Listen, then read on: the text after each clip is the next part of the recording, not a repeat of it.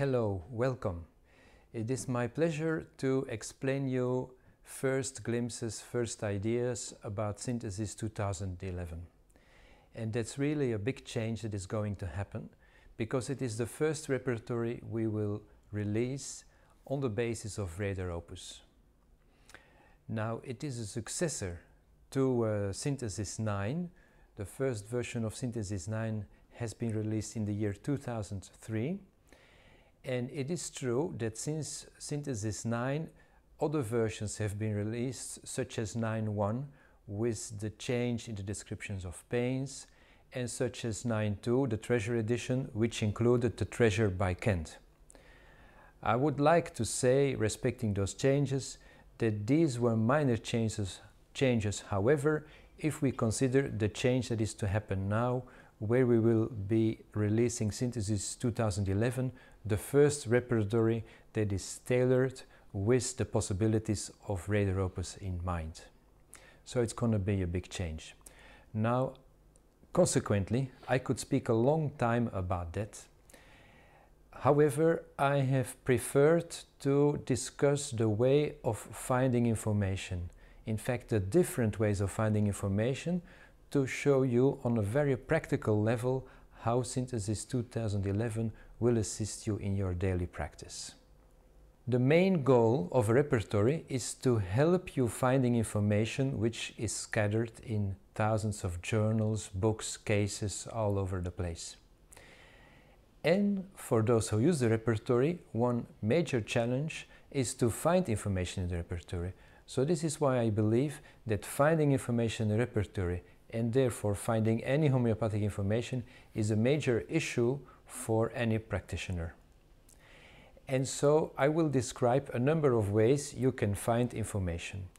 I will give an overview and start with the old way of finding information, which we term finding by hierarchy.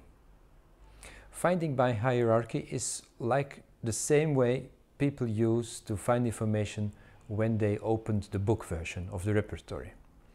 So you first decide what is the chapter where the symptom is present. You decide on the main rubric, like pain, ear pain, and then you decide on a modality, such as ear pain, yawning, and so on, and you find the remedies. You can do exactly the same in the software. You are aware of that. Now, there are some problems, some challenges in this old way of finding information. This is, you need to know where is the information present in which chapter. So when the patient has a constriction of the diaphragm, where is it? Diaphragm. Is it in the chest? Is it in the abdomen? Is it in the stomach? Because this is the position where the patient would point. You don't know? Well, you need to know, in fact, because using this way of finding information, the first entry is the chapter. So it clearly indicates there are some limits, or it's not so easy to find information using this approach, finding by hierarchy. Now, in the book, as in the software, there are cross-references and referring rubrics leading you to the more appropriate rubric. That is true. And in the software, we have expanded those cross-references a lot. However, this first way to find information, I would say, is the old way. And I will now take you to looking to other ways of finding information. The second way to find information is to find concepts. And a concept can be defined as a generalized idea. It is just a word, maybe, like death. And then related to death, there are many ideas: the fear of death, the thoughts of death, the dreams of death, the dreams of dead corpses, and so on and so on. So this is just a more generalized idea to which other ideas are linked, and more precisely, repertory symptoms are linked. So you have a cluster of repertory symptoms that are all linked to this one concept, one word, death. Another example of a concept we have expanded a lot upon is a disease. So someone tells you a disease, migraine, and in the repertory you will then be guided to all those symptoms where the migraine is interesting. Not only the fact that the migraine may be worse from noise or from the slighted noise or from crackling of paper, but that the disease may also lead you to rubrics such as vision dim during or before the headache. So you see how the concept can help you find symptoms that are scattered throughout the repertory. Several of our collaborators have used the concepts approach to find information to make it easier for themselves and for all those who use their work to help finding information in synthesis already. We have several works to help you find information on mental symptoms by Fonseca, by Doreen Dragos, etc. We have a lot of work also done by Roger Morrison exactly in this way. If you look, for example, at this slide where you see head pain and then all the symptoms that appear from uncovering the head or better from uncovering the head, you see those symptoms. Now you may say, well, those symptoms, they're just a few, they can be cross-references or I can even think of them. Yes, maybe. But then look at the next slide where you see all the types of headache as influenced by emotional causes. And you see like symptoms caused by anger or fright or eager attention, etc. Just this is only a part of the list that Roger Morrison has compiled, and you realize that you will not find all those symptoms easily unless you have the access by concept to find the information. This is a typical software approach assisting you to find information in the repertory. This approach was available in the existing synthesis. Now you will say, I have not heard much new so far. Well, from now on we're getting into the new approaches. The third way to find information is to find information by keywords. Keywords are the most important words in a story, in a sentence, in a paragraph that a patient is explaining. And I think it is very useful to spend some time on defining the approach to look for the perfect keywords, the most efficient keywords to launch your search. And it is basically a three-step approach we need. The first step is that you need to decide what is the focus of this phrase, of this sentence, this information. This is like a remedy on cough. Okay, we need cough. It's about cough. This will lead us most often to the chapter in the repertory. The second step then will be to read again the phrase, the sentence, and decide what are the most important words, the keywords. And then the third step is to reflect on those keywords and decide what are the most important keywords among these ones. And only these final most strange, rare and peculiar keywords are the ones we should consider for our search on information using keywords. I will give you an example to clarify how this is achieved. So we have this sentence here on the slide: sensation of constriction and pressure in the throat pit after anger, aggravated when swallowing. Okay. Some of those words are not important. Some are. And constriction and pressure are not among those important words because they express one sensation, one feeling, one type of pain almost that the patient has, and which probably is a sensation in between constriction and pressure. This is why these two different words were used. So they will not clearly guide us, they were not straight guides to lead us to a remedy. However, the other word, throat pit, is a clear guide. That's a precise localization. Throat pit is exactly there. Such as the word anger is a precise word, and the word swallowing is a precise verb. So these are the most important words explaining the story of the patient. Throat pit, anger and swallowing. That is what happens to the patient. This is the second step, summarizing just in a few important words what is happening to the patient. Now don't forget the third step, which is to reflect one more time on what are the most important words among the ones we just defined. And then you will agree with me that the most important modality of a pain in the throat is not swallowing, because on the 100 patients with a throat pain, most of them will have an aggravation when swallowing. So the more important word is anger, that the pain is brought on by anger. And so our conclusion is that the most important keywords to launch our search are throat pit and anger. Having made this little intellectual exercise, we are now ready to use the software in a meaningful way by entering throat pit and anger in the search boxes and searching for the symptoms in the repertory where these words are present. You see the result on the slide. It is very interesting to be aware that the same approach can help you to find information in the Materia Medica. Don't forget that Radar Opus is one program only which assists you to use and search and work in repertory, Materia Medica, clinical files, in all the information you may need at one and the same time. So using the words throat pit and anger will lead you to finding repertory symptoms, but will also lead you to finding Materia Medica information, such as in this slide you see a precise phrase as in Lippes Materia Medica. Also, the example I just gave some time ago, when the constriction of the diaphragm, where is it?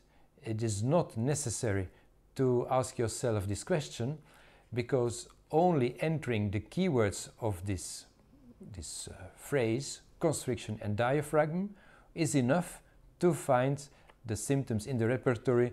As you can see on the slide, it is present in chest, but there is even an interesting symptom in respiration where there is a difficulty of respiration because of constriction of diaphragm.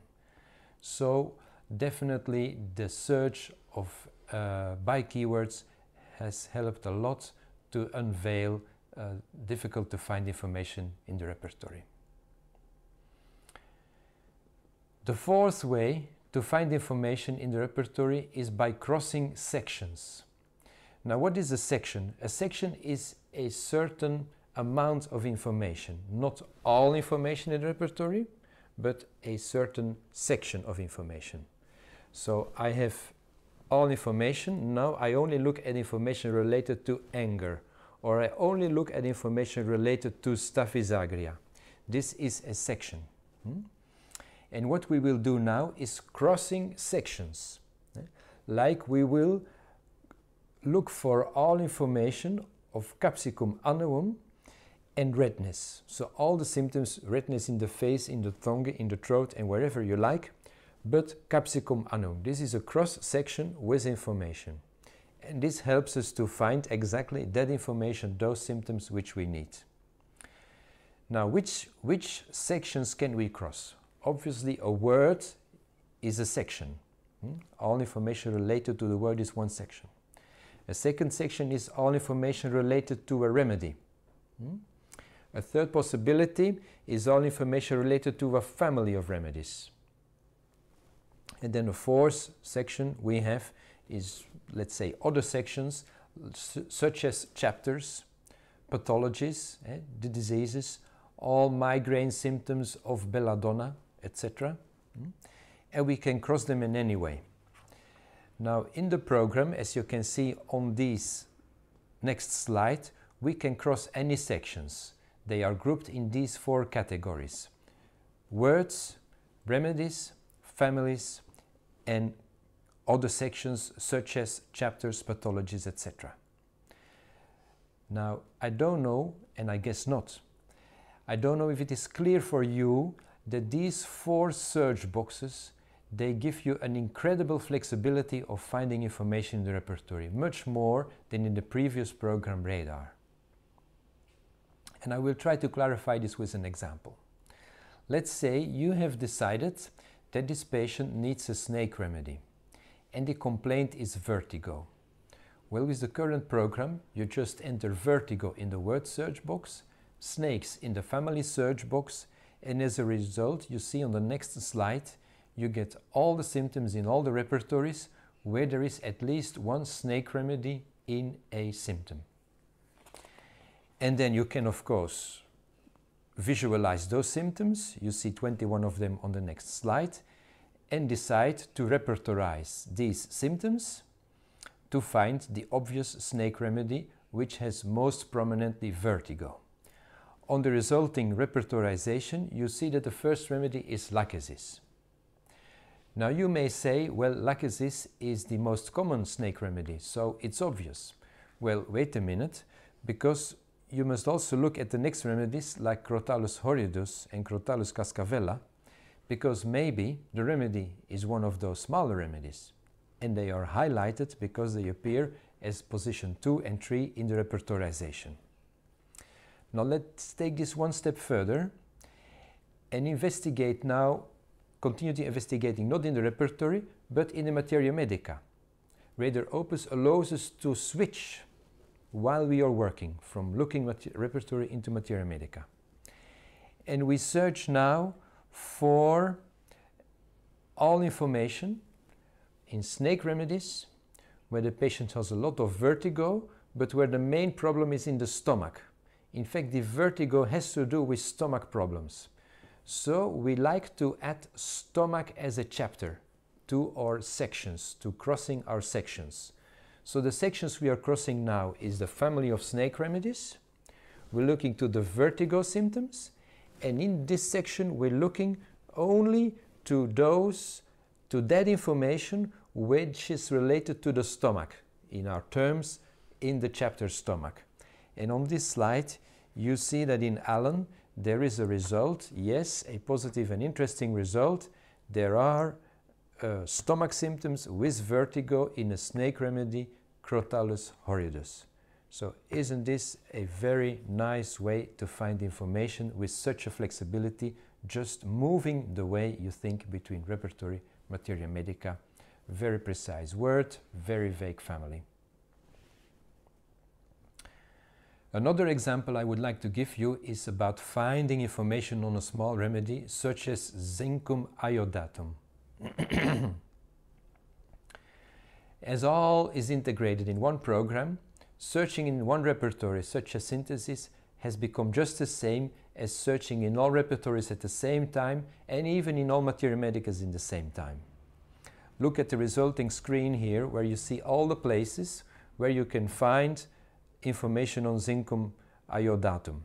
In fact, only part. If you look at the slide, the vertical slide, you see that there are still several more screens with information on zincum iodatum.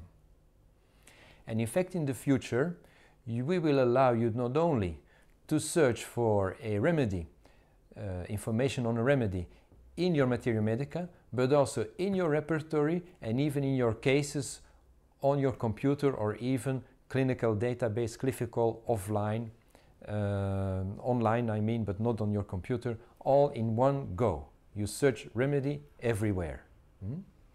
Please look at the bottom of this slide that this search, currently all repertories and materia medicas, has been done in 0.15 seconds. So it shows you the incredible power we have of searching the information you need in a very fast and global way. Now look at the next slide. I must repeat, this was just one example. We could spend a whole lecture on showing the implications of this flexibility you get with crossing as many sections as you like, because in fact you can add as many words as you like, you can add as many remedies as you like, you can cross them in many ways, and you have an incredible flexibility of finding information by crossing sections.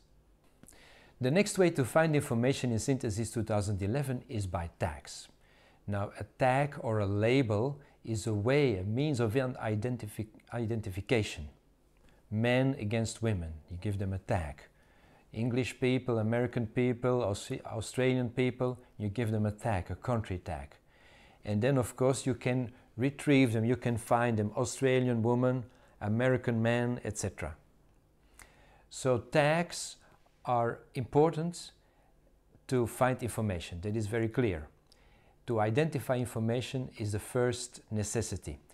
And you may be aware that in Synthesis 2002, in Synthesis 9, in the previous versions, we did tag information already, such as veterinary information has been tagged. It has allowed us very easily to offer human synthesis or veterinary synthesis, including veterinary information. And even in the veterinary synthesis, to show which is information on the basis of a veterinary prescription, because there was a tag veterinary. Now, this idea has been expanded a lot and has almost become like a new way of handling the repertory within Radar Opus. Because from us defining and preparing a few tags for you, the change is that now with Radar Opus, anybody will be able to tag anything in the way they like, which is basically any way. So it's become completely open. And let me explain you this a little bit more concrete with just one example, among many I could mention, and that is on the level of the tags of the repertory symptoms. So it sounds like very current and very new to speak about tags for repertory symptoms. In fact, the idea was existing already since Bönninghausen, because when he spoke about localization, modality and sensation, these in fact were tags, and he tagged the information in such a way. Again later, when Kent made the structure of his repertory, and he divided the symptoms in a certain way, structured them in a non-alphabetical way. How did he structure them? With tags. These tags, they were the sites, the times, the modalities, the extensions, the localizations, and the descriptions of pain. In the next slide, you see that those tags by Kent and by Bönninghausen, in fact, don't differ so much. They are just like a more detailed way of explaining the same thing. So just to give you the idea that the modern way of tagging is in fact a technical application of an idea that was existing since ever. Now, what have we done to create these new possibilities for you? We have tagged all the symptoms of the repertory. Every level of a symptom has been tagged. So in the subsequent slide, you can see that preceding every symptom there are M for modalities, D for descriptions of pain, you would find the L for localizations, E for extensions, etc. And you have tags all over the place. So all the levels of symptoms are tagged. Now, if we have tagged all the people in the world with a number of tags, we can trace them back very easily. And it is exactly the same thing that happens to our symptoms in the repertory. So how will this work?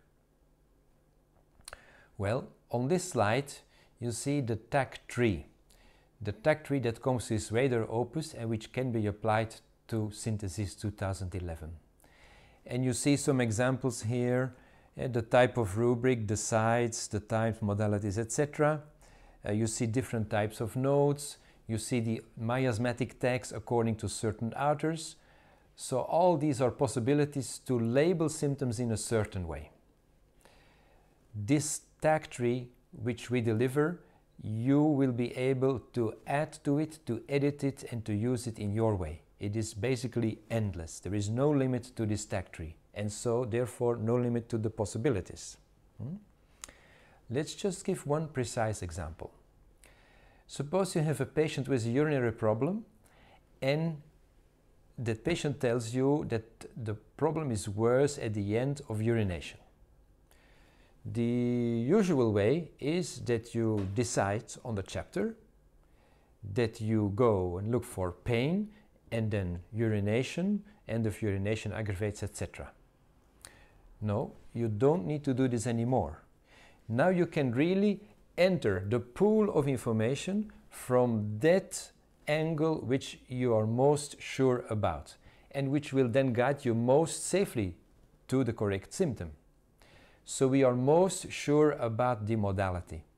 The modality is end of urination aggravates. As you can see on the slide, when we retrieve all the symptoms with the end of urination aggravates, they come from different chapters. So maybe in this case, after the modality, the next thing I'm sure about is the localization. And so, when I have chosen end of urination aggravates, I am presented with a list of localizations where then I can choose between rectum, bladder, whatever, and I decide, no, it's urethra. Finally, it's urethra, and I will find exactly those symptoms which are relevant for urethra and for end of urination aggravates. So I can run through my repertory from whatever way using the tags. I use the tag which is most relevant and I find the information, instead of entering the repertory from a less secure way and maybe by making a mistake, missing information which is important.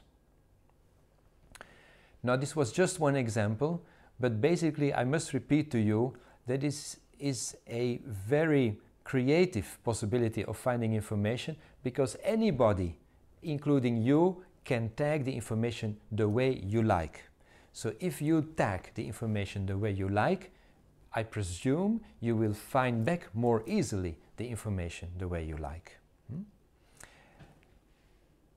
Before we close down this little chapter about finding information by tags, I must tell you that tagging information and tagging symptoms, remedies, whatever, is not only relevant for finding information but also for displaying information. In fact, an author added to a remedy is also a tag. Clark has said that this remedy should be in this rubric. Now, you like Clark, you see the remedy. You don't like Clark, you say, I don't want to see this tag, and the remedy is not displayed. This is, in fact, the tag of the author. Now, like this, we can again imagine any other tag to display information. And one possibility would be the quality of the source of information. Like some people, they would like to see the repertory with only the very high quality information. Very high quality because it is linked and substantiated by a primary materia medica source information in the original language. Now that vision, primary source information, materia medica, original language, can just be a tag. You attach it to certain information and then you can see the repertory, shrink it down to only see the repertory which contains information confirmed by primary source information in original language.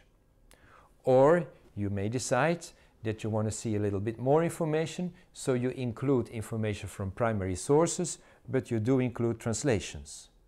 Or you do include original work in original language, even it's not a primary source. Like a materia medica, someone wrote based on primary sources and his own clinical experience. So all these can be tags, and they will allow you to use, to show, to display, to read the repertory, the repertorization in the way you like. Tagging is a very flexible goal. The next way to find information is to find information by anatomy. Now, anatomy, most of us have learned about it, some more than others, but I'm sure most of us have forgotten a lot about it. And while the patient may indicate a precise spot on the body, we may not exactly remember the name of that spot, and therefore not be able to find the information in the repertory. Or, as you can see on the slide, if we have a person showing the muscles, the body of the person showing the muscles, we will be able to use the mouse and just point to the area that the patient is indicating, and then the program knows this is the muscle or the muscles involved, and it will show you the symptoms related to that muscle. Or if the patient is telling you it's about bones and ribs, etc., no need to know the name, you just point to it in the picture and the program will show you the related symptoms. Or if you look at the skull, in the different areas of the skull, all these bones until certain millimeters, centimeters have different names and subnames, etc. No need to know it. By the way, do you remember the area here between the eyebrows? What is the name of it? We have symptoms of this in the repertory. How to find them if you don't know the name of this area on the skull? Well, in Radar Opus, you just point the mouse to this area of the skull picture, you click one time, and as in the subsequent slide, you see 3 symptoms related to glabella, which has, among others, a keynote of K-like carp, swelling, if glabella in acute cases. So searching by anatomy is the next way that I propose. Another way is to find information by translation. This apparently at first sight seems to be very interesting for all those people who don't speak English. And that is true, because a German person could enter Furcht, schwarzen Hund, and then find all the symptoms in English that are related to the translation of his German words. In the same way, he can find all information in Spanish or in Portuguese or Italian, whatever language. The only thing the German person has to know is the German words of his mother tongue. And then the program will find, by translating for him, that information in materia medica, in repertories in other languages. Now, why is it interesting for English people as well? Because even if there is a lot of literature in English, there is even more literature, homeopathic literature, in German, Spanish, Portuguese, Italian, Finnish, whatever you name it, and you don't have access to that information because you don't speak all those languages. So also you, the English-speaking people, they can just enter fear black dog and ask the program to find information by translating for them the English words into any of these languages or a combination of those languages. Now that is a powerful way to find information, but when you are reading then, let's say the Spanish text, which seems to contain the information you're looking for, you're blocked because you don't understand the Spanish. Well, again this is the second step. Radar Opus will help you, because we have a translation tool built into the program which will help you to translate that Spanish text into any other language you wish. Any other, I must say, up to now we are at 45 different languages, which includes, of course, all the major languages. And as you can see in the slide, I have taken an example where we have added, by Radar Opus, a translation to the Spanish chapter ojos, etc., which means eyes, into Finnish. So you see the Spanish and then each phrase followed by the Finnish translation. This is a very powerful tool also for you English-speaking people, because there is so much information out there in the non-English speaking area, such as, for example, provings by Gaetano Arena for Etna Lava, who wrote his document in Italian because he's Italian. Only one country in the world understands him. With Radar Opus, his information is made available to 45 other languages. Because, as you can see on the slide, the program is able to translate the Italian text into Chinese, or Japanese, or Korean, or Latvian, or whatever other of the 45 languages. So that's a very big, powerful way to increase the communication, in fact, between the people of our homeopathic community, and to find back information that is so far really difficult to use. At last, I would like to explain to you another way of finding information, and that is by cognitive synonyms. Cognitive synonyms, first we have to define it a little bit. These are nouns and verbs and adverbs and adjectives with a similar meaning. They are grouped together in sets of similar meaning. These are termed the cognitive synonyms. And then those sets are linked to each other, and with semantic ways and with lexical relationships, the meaning, grammar, etc. And that is done in a visual way. Those people who have done this work, that is done in a visual way, so that two words where the meaning is close, they will be visually close. If the meaning is more distant, then visually it will be displayed in a more distant way. So this network of words that can be navigated is called morphosemantics. And you see an example here for the word fear. So you see the word fear in the center, and then close by you see other words a little bit further, other words still. You can click on the notes, on the little bullets, get some help on the explanation, on the difference between the words, etc. and navigate this spider web of words and possibly decide that the better word for your patient is not fear, but maybe concern. So you click on concern, and immediately another spider web is built with words related to concern. And you can reflect and differentiate again until you have the word that is perfectly fitting to your patient. And then you will just need to do one more click and you find all the repertory symptoms related to that perfectly fitting word. So these are 8 ways of finding information in Synthesis 2011. Some of them, especially the first ones, they were possible in the older versions of Synthesis already, but as we move on along my talk, then you have clearly understood that these are new ways of finding information in Synthesis.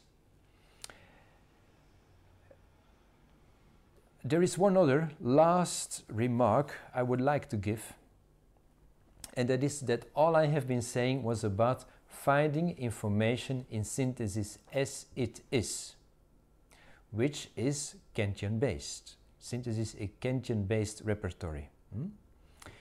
Now, when we have reflected how we can assist people in finding information, and we listen to everybody, we clearly heard one other message, being that people felt the limits of the Kantian structure of the repertory.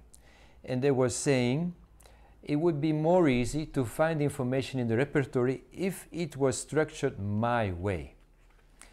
Now, also there, I would like to just give a little glimpse of what will be possible, because this could be the topic of a second lecture.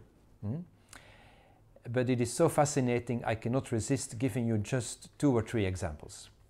Now, just to clarify what I'm talking about, I ask you to look at the first slide and to be aware of the Kantian structure, which is basically a chapter with a complaint and then a series of alphabets of qualifications of symptoms, sites, times, modalities, alphabetically, extensions, etc.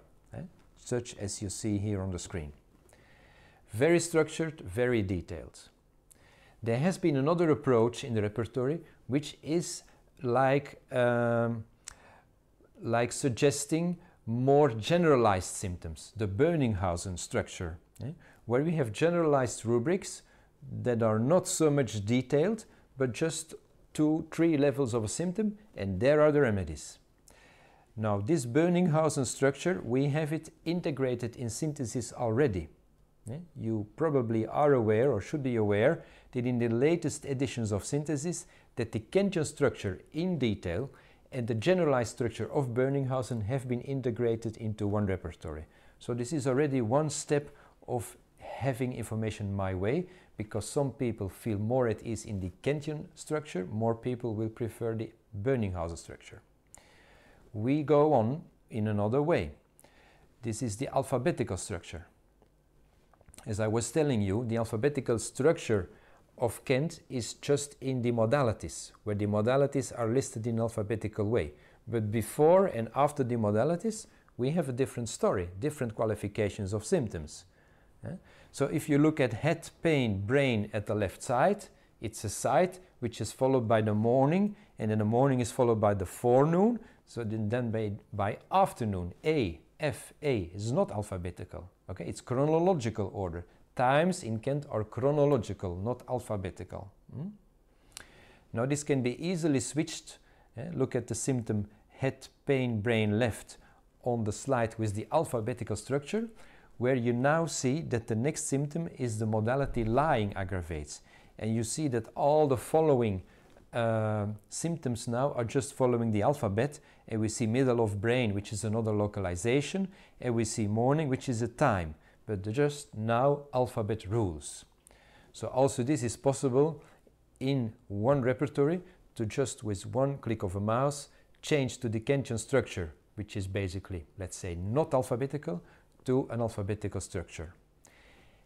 And with Radar Opus, we will be able to offer different levels of alphabet. Because still, if we do it in the way I just explained, the alphabet is sorted within the chapter. And we still have those 40 and odd chapters that maybe we can sort alphabetical as well, but then they cut the global alphabet of symptoms into 40 parts. So even there we can imagine other ways of sorting symptoms alphabetically. At last, I will give you the dream of structure of my friend Gerard Bloyle, who wrote an article about his ideal structure of the repertory, and where, for example, among others, he divided the mind chapter in a number of sections. In the current repertories, the mind section is only one chapter with an alphabet of complaints. Gerard Bloyle, as you can see on this slide, he suggests to divide the mind in delusions, to have a section delusion, then in the delusions, first the delusions about himself, then about the environment, and then the others. And in those sub-sections, then you find the related symptoms. Same for fear and anxieties, different types of fear and anxieties. Each subsection holds the precise anxieties. Or when he speaks about attitudes, he takes one section which is called speech, and you will find all the speech symptoms there. Now they are scattered throughout the mind chapter, speech-related symptoms. They are even scattered in other symptoms such as mouth and larynx, where you will find different aspects of speech. So you see how a different approach becomes possible, and this is a very different structure of the repertory. Now the main message, there are two main messages in fact. It is possible for Gerard Bloyle, for you, for anyone who listens to this lecture, to structure Synthesis 2011 in the way you like. So there is a flexibility in the structure, and we hope that by offering this flexibility you will find the information more easily. The two major message I must give you is that notwithstanding this difference on the screen, that all these people remain linked behind the screen. So when Gerard Bloyle is making an addition to a symptom in his structure, the program identifies that symptom in your structure, and his addition becomes visible in your symptom, in your structure, even if you would just continue to maintain the Kentian structure and not apply or use Gerard Bloyle's structure of the symptom. So this is a very nice example of one of the main visions we always had in our project, and that is that we wanted to keep the people together in one place, stay in the same project. And even if people have different opinions, different desires, technology is allowing us to proceed forward as a group, even when one person wants to go left and the other person wants to go right. If one person says, I like to have the Kentian structure of the repertory, it's been used for so many decades, I want to stay with it, and the other person says, no, I want to redo the structure and do it my way. Yes, both of them can do it with the new Synthesis 2011 as powered by Radar Opus, and they will stay together and we can keep on evolving in the same direction and benefit of each other's work. So these were some glimpses of Synthesis 2011, of the vision we have for Radar Opus. I hope you understood and you enjoyed most of what I was saying, and you are very welcome to write me or contact me in any way with questions, suggestions, or maybe dreams that you have and we haven't been thinking of. Thank you very much.